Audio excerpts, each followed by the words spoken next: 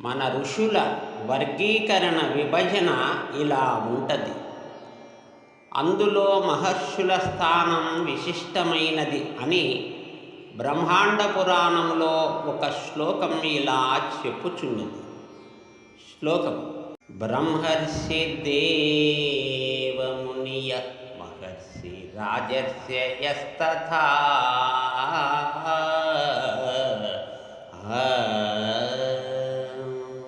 నృపాణాం రాజర్షిరితి జ్ఞేయ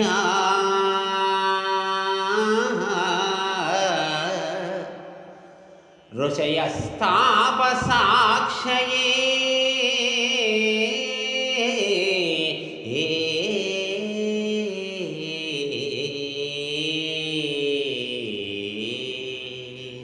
భావ వివరణ: బ్రహ్మర్షి బ్రహ్మజ్ఞానాన్ని పొంది పరమాత్మతో అనుసంధానమైన వారు.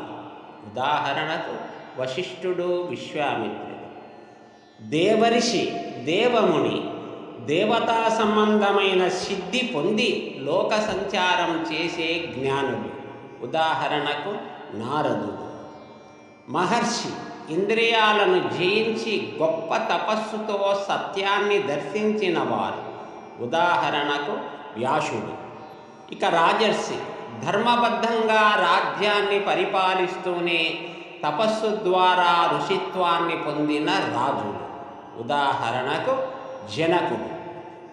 ఇంకో వివరణ: బ్రహ్మలోకములో ఉండేవారు బ్రహ్మర్షులని, దేవలోకములో ఉండేవారు దేవర్షులని, తపోలోకములో ఉండేవారు మహర్షులని, భూలోకములో ముఖ్యంగా మనుష్యులలో ఉండేవారు రాజర్షులని కూడా ఒక వివరణ చేయవచ్చు.